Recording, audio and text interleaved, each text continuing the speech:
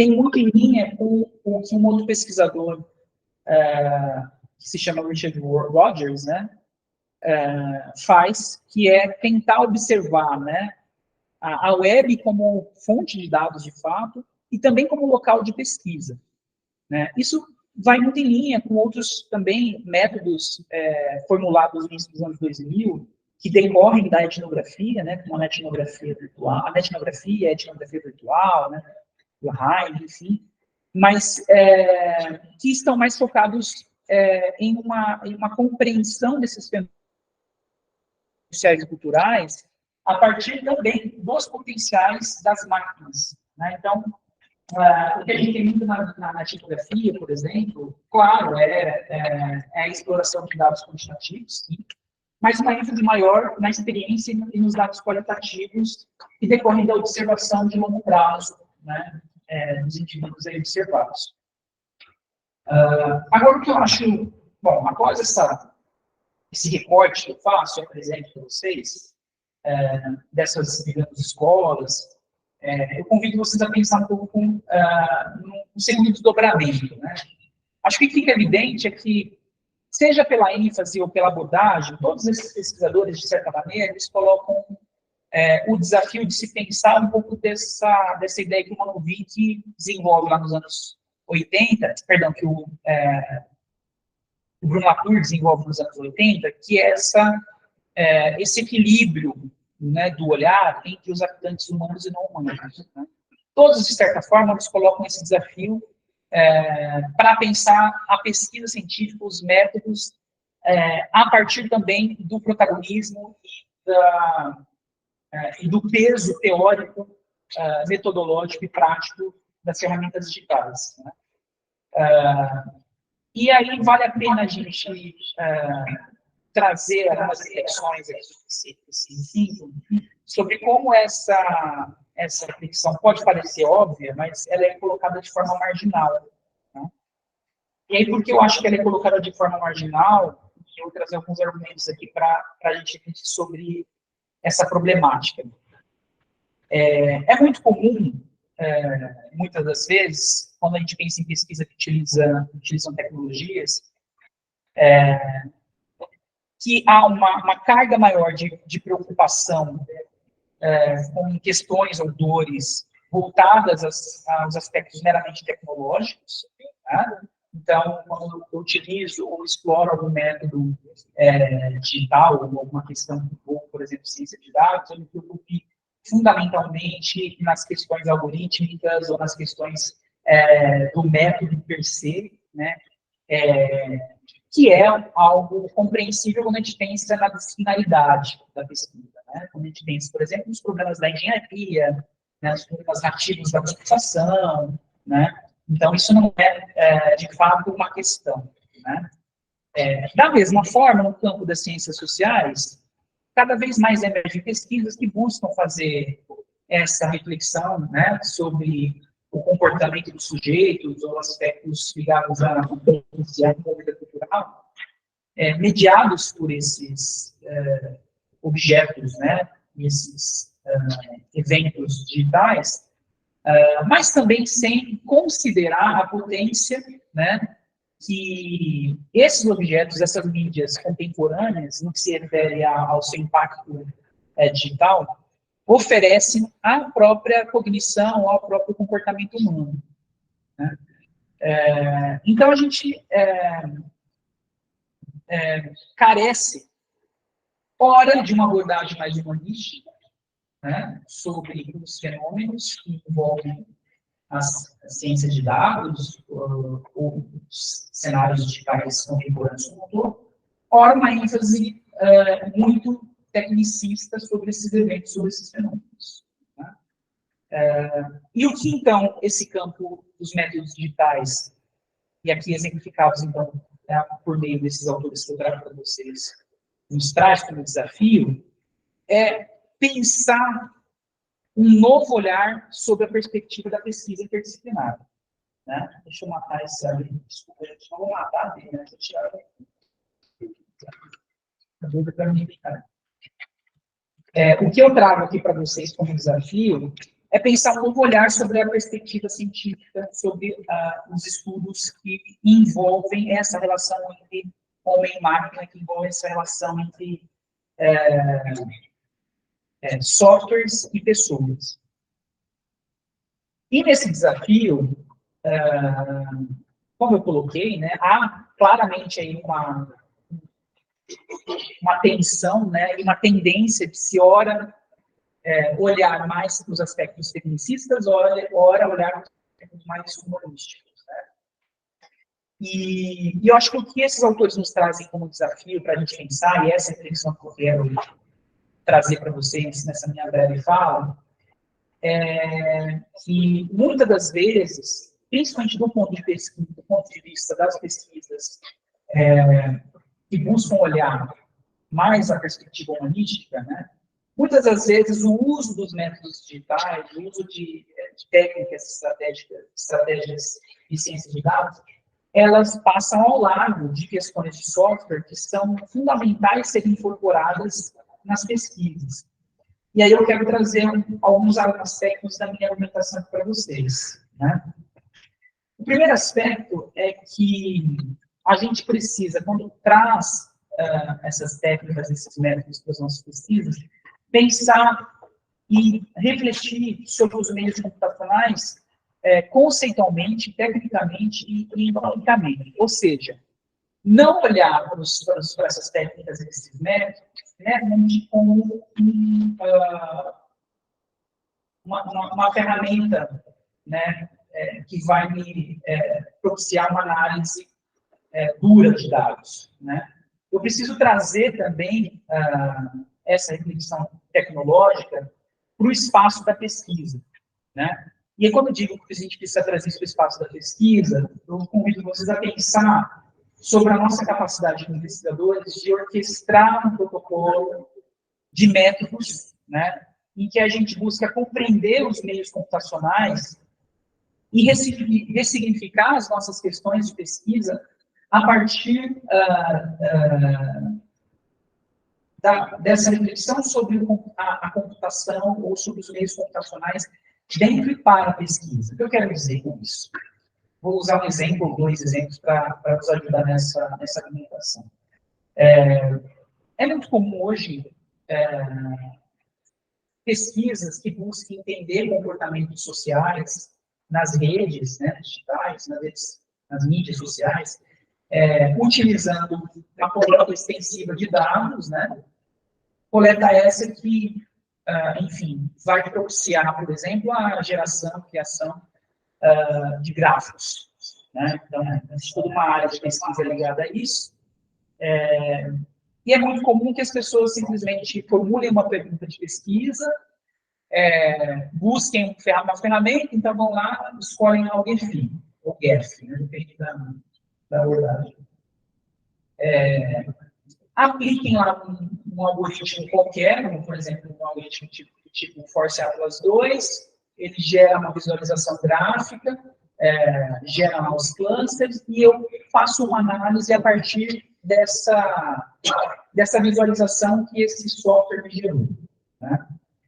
O que a gente observa muito é que esse processo, muitas das vezes, ele é feito de maneiras cegas. Né?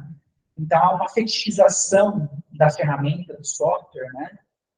Quase como o software ele é utilizado como uma carta, né, de vantagem, né, para a pesquisa, sem a devida reflexão sobre o que é o GEFI, por exemplo, né, como ele processa e trabalha algoritmicamente esses dados, né, qual é o efeito, né, desse algoritmo na geração desse gráfico e de que maneira esse algoritmo ele ressignifica ou até mesmo deforma possibilidades de análise.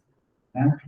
Então, o que é salutar nesse meu exemplo é pensar aspectos que se referem não somente a esse software ou aos softwares que a gente possa utilizar, mas também de que maneira esse software impacta nos resultados da nossa pesquisa. E é muito comum que a gente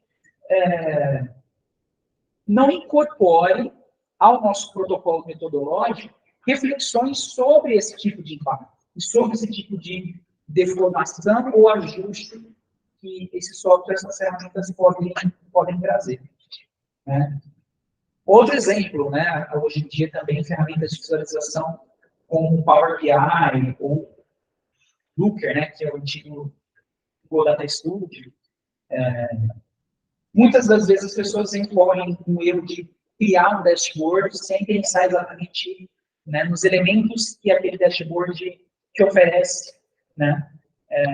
Então, há hoje uma corrida muito grande, inclusive no mercado, criar uma cultura data-driven, né? E nessa cultura, então, o que importa é a performance do dashboard, então, visualização dos gráficos, né?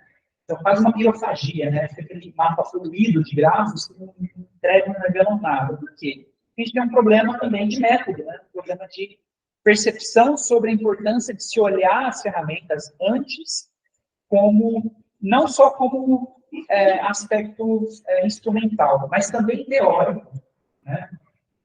E também prático. Porque acho que há uma necessidade também de uma curva de aprendizagem sobre essas ferramentas, sobre esses métodos, que vão interferir na formulação e na concepção dos problemas de pesquisa.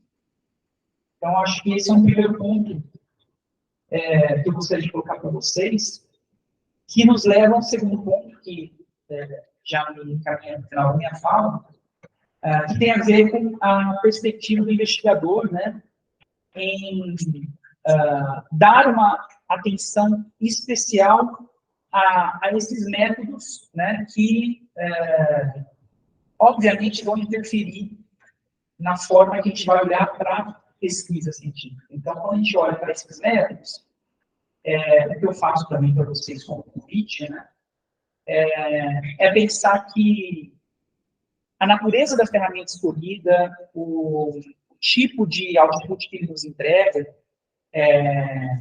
não pode ser visto somente como um ferramental que vai me entregar resultados, mas como algo que precisa ser incorporado à cadeia metodológica do desenvolvimento da pesquisa. Então, é importante ponderar, por exemplo, quando eu faço uma coleta de dados, né, e é preciso considerar isso na pesquisa, né, se esses dados que eu estou coletando, eles já foram pré-processados de alguma maneira por essas redes, porque esse pré-processamento ele vai influenciar também a entrega dos meus resultados lá no final, né, quando eu passar por uma segunda camada de análise, a depender do software que eu escolho. Né? Tudo isso para dizer que uma perspectiva ética também do tratamento desses dados, né, ela é fundamental e salutar, e é necessário que isso esteja também evidenciado nos protocolos de pesquisa, né? Que, ao mencionar, por exemplo, uma extração de dados massiva, que seja bastante honesto, né, com relação a como esses dados foram extraídos, né, de que maneira eles já foram pré-processados, se foram pré-processados, quais os softwares ou as ferramentas que você vai utilizar para analisar esses dados, se essas ferramentas elas possuem aspectos que vão deformar ou invalidar determinado conjunto de informações, ou se vão potencializar determinados conjuntos de informações. É um convite, na verdade, pessoal, a uma mudança de pensamento sobre como a gente pensa a pesquisa junto e através das ferramentas. Tá? Porque eu fiquei refletindo muito sobre trazer essa fala hoje para vocês, porque poderia até soar algo como trivial, né? Nossa, mas óbvio, tudo isso que está falando é algo óbvio. Mas, com um pouquinho de experiência que eu tenho na pesquisa, eu acho que essa questão que parece trivial, ela é uma questão, talvez, de base e fundamental, porque ela, se não observada, fragiliza demais e nos coloca, talvez, no submundo da pesquisa científica sobre ciência de dados. Né? A área é uma área nova, ela nos traz desafios. Talvez o desafio principal, do meu ponto de vista, é pensar essa interdisciplinaridade, né? É pensar esses caminhos em que a gente pensa as humanidades e as preocupações sociais e culturais para a pesquisa também, mas, sobretudo, deixar de relegar aos softwares e às ferramentas esse espaço meramente tecnicista, né? Cujas ferramentas são encaradas como meros objetos que vão nos potencializar, né, ou nos enriquecer como pessoas analíticas, mas entender que elas, como o Latour fala, são parte da sociedade, são habitantes importantes e interferem e talvez até redimensionam e redefinam os problemas sociais contemporâneos. É isso. Me deixa aí aberto para falas e debates, perguntas, e agradeço mais uma vez ao professor pelo convite, né, e a oportunidade de estar dialogando dentro desse contexto desse grupo de pesquisa, né, e dentro de uma instituição que eu sempre admirei, porque é minha alma máter. Obrigado.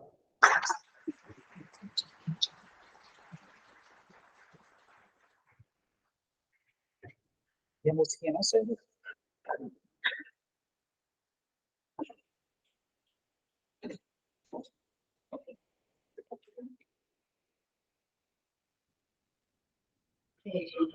A gente tem um pequeno problema na transmissão ao vivo, né? Nosso primeiro evento híbrido, então tem alguns problemas técnicos mesmos, e sendo o primeiro seminário, né, próximo, a gente espera sanar todos esses problemas técnicos. Então, perdão o comecinho da palestra que vocês perderam, que foi fantástico. Agora a gente vai abrir as perguntas. Tem alguém que gostaria de fazer pergunta para a professora Paulo? Tem alguém que gostaria de fazer uma pergunta para a professora Paulo?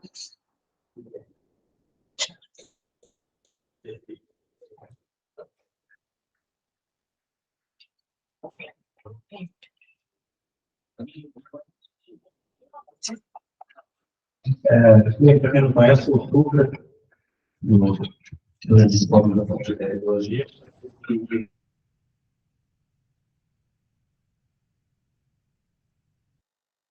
uma programação de TV digital, informação e conhecimento, depois de um vídeo tecnologia, que é o nosso programa hoje, né? Um pouco psicológico. Você coloca um monte de questões que dá para a gente ficar aqui, né? Tá. Então, o que me assusta hoje, né? Essa profusão de dados. A gente sempre teve problema em coletar dados, né? Era um desafio coletar dados. E hoje o problema é o inverso, muito dado para ser analisado, né? O jornalismo diz uma coisa, essa obsessão pelo jornalismo de dados, e quando você vê as matérias, tem muitos dados e pouca interpretação dos dados. Você pega lá um portal Folha, UOL, eu conheço um monte de gráfico, infográfico, tabela, aparecem várias questões. Será que as pessoas conseguem interpretar slides, conseguem interpretar esses gráficos? Sendo que a própria matéria em si não dá conta de interpretar, às vezes, corretamente isso, né? Então, a grande aproximação que eu vejo dessa preocupação comigo em relação a essa profusão de dados é esse aspecto humano na interpretação de dados e como a gente vai lidar com isso, né? E principalmente no finalzinho a questão ética. Né? Tem um clássico da estatística, que é um livro do Rand, que chama Como Mentir com Estatística.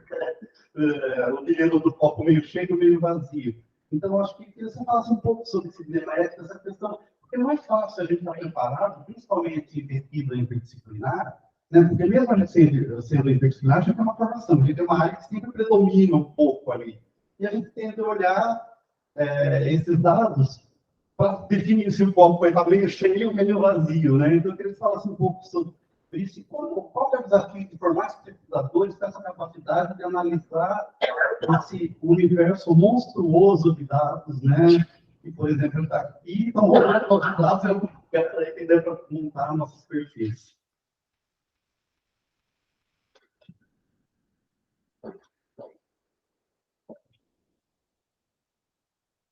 Obrigado pela pergunta, Tuca, também, que aproveito publicamente para dizer da minha admiração, né? A gente tem muita história, né? Então, é muito legal para quem está contigo. E eu acho que você toca em dois pontos muito interessantes, né? Que é a questão ética e a questão da formação, né? Estão relacionados, obviamente, né? Eu acho que, por exemplo, não precisa pegar a questão ética, pensando no contexto da pesquisa científica, né? A gente vive um imbróglio muito importante, e isso, inclusive, eu faço parte da comissão de pesquisa da ECA, então é algo que eu vivencio nas reuniões, né, dessa comissão, que é uma falta de clareza sobre como lidar com os desafios éticos da pesquisa, quando ela de alguma maneira, busca essa coleta e essa análise desses dados massivos, né?